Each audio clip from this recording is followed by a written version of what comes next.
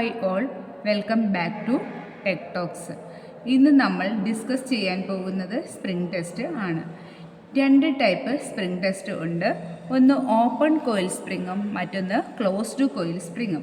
ഈ spring test നമ്മൾ ചെയ്യുന്നത് സ്പ്രിങ്ങിൻ്റെ മോഡുലസ് ഓഫ് റിജിഡിറ്റിയും സ്റ്റിഫ്നെസ്സും കണ്ടുപിടിക്കാനാണ് സ്പ്രിംഗ് ടെസ്റ്റ് ചെയ്യുന്നത്. ഒരു എക്സ്റ്റേണൽ ഫോഴ്സ് അപ്ലൈ ചെയ്യുമ്പോൾ ഉണ്ടാകുന്ന ഡീഫോർമേഷൻ റെസിസ്റ്റ് ചെയ്യാൻ ഉള്ള ഒരു മെറ്റീരിയലിൻ്റെ പ്രോപ്പർട്ടിയാണ് നമ്മൾ സ്റ്റിഫ്നെസ് എന്ന് പറയുന്നത്. നമ്മൾ ഇന്ന് ചെയ്യാൻ പോകുന്നത് ക്ലോസ്ഡ് കോയിൽ സ്പ്രിംഗ് ആണ്. ഇതാണ് closed coil spring.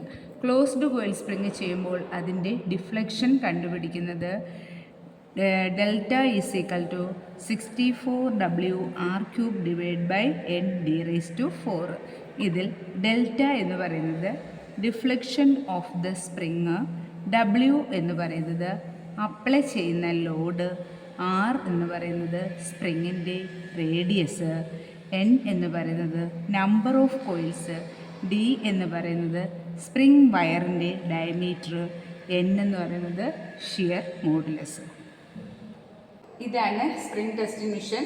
നമ്മളിവിടെയാണ് closed coil spring ചെയ്യുന്നത്. ഇവിടെ ചെയ്യുന്നതാണ് ഓപ്പൺ കോയിൽ സ്പ്രിംഗ്. ഈ സ്കെയിലിനകത്തു നിന്നാണ് നമ്മൾ ഡീഫോർമേഷൻ MM-ൽ എടുക്കുന്നത്. ഈ സ്കെയിലിനകത്താണ് ലോഡ് വൈൽ ഇൻക്രീസിങ്ങും ലോഡ് വൈൽ ഡിക്രീസിങ്ങും നമ്മൾ ഇതിനകത്തു നിന്നാണ് എടുക്കുന്നത്. ഇതിൻ്റെ പേര് പ്രൂവിംഗ് റിംഗ് ആണ്. പ്രൂവിംഗ് റിങ്ങിൻ്റെ മാക്സിമം കപ്പാസിറ്റി എന്ന് പറയുന്നത് 2.5 kN ആണ്. പ്രൂവിംഗ് റിങ്ങിൻ്റെ മാക്സിമം കപ്പാസിറ്റി. നമ്മൾ ക്ലോസ്ഡ് കോയിൽ സ്പ്രിംഗ് സെറ്റ് ചെയ്യാൻ പോവുകയാണ്.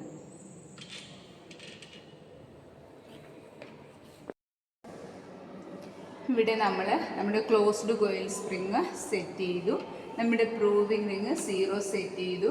0 സെറ്റ് ചെയ്തിട്ട് നമ്മൾ ഇവിടെ ആംഗിൾ ഓഫ് ഡിഫോർമേഷൻ എടുക്കുന്നതെന്ന് വെച്ചാൽ MM-ലാണ് ഡിഫോർമേഷൻ എടുക്കുന്നത്. 2, 4, 6, 8 അങ്ങനെയാണ് ഡിഫോർമേഷൻ എടുക്കുന്നത്. അപ്പം നമ്മളിവിടെ 0-ൽ സെറ്റ് ചെയ്യാൻ പറ്റാത്തത് കൊണ്ട് നമ്മളിവിടെ 10-ൽ സെറ്റ് ചെയ്ത് വെച്ചു. 10-ൽ എന്നിട്ട് നമ്മൾ 0 ആയിട്ട് അസ്യൂം ചെയ്താണ് 2, 4, 6 എന്ന് എടുക്കുന്നത്. ഇവിടുന്ന് 0.2 ഡിവിഷൻ, അതായത് 2 mm ആകുമ്പോൾ നമുക്ക് ഇവിടെ എത്ര മാത്രം റിഫ്ലക്ഷൻ കാണിക്കും നോക്കാം. ഇതിനകത്തു നിന്നാണ് നമ്മൾ ലോഡ് വൈൽ ഇൻക്രീസിങ്ങും ലോഡ് വൈൽ ഡിക്രീസിങ്ങും എടുക്കുന്നത്.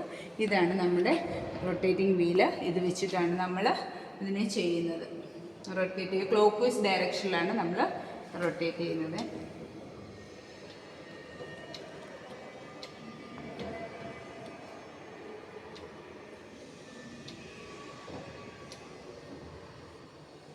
ക്ലോക്ക് വൈസ് ഡയറക്ഷനിൽ റൊട്ടേറ്റ് ചെയ്തു. ഇവിടെ 10.2 ആയി. അപ്പോൾ നമ്മൾ 2 എടുത്തു. 2 എടുത്തപ്പോഴും നമുക്ക് ഇവിടെ കിട്ടുന്നതെന്ന് വെച്ചാൽ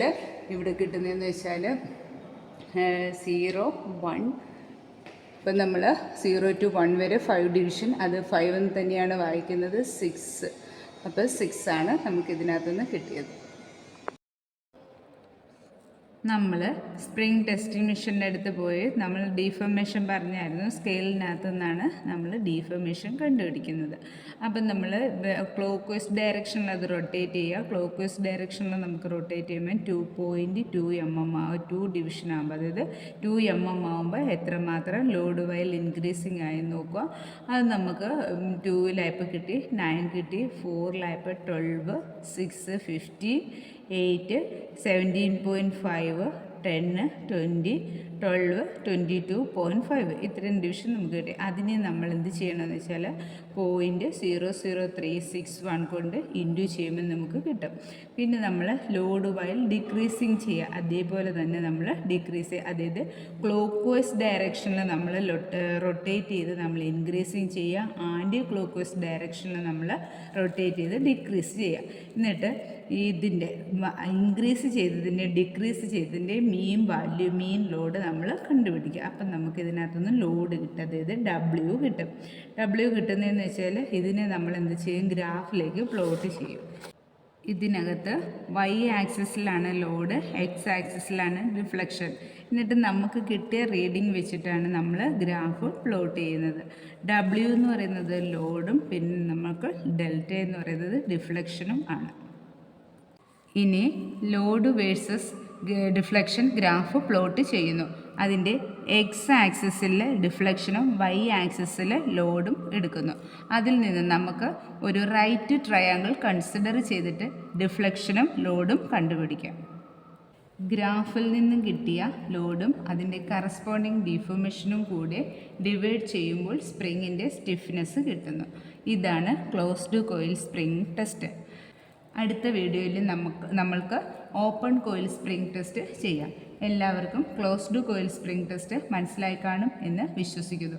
കൂടുതൽ ടെക്നിക്കൽ വീഡിയോകൾക്കായി ഈ ചാനൽ സബ്സ്ക്രൈബ് ചെയ്യുക, ഷെയർ ചെയ്യുക. താങ്ക്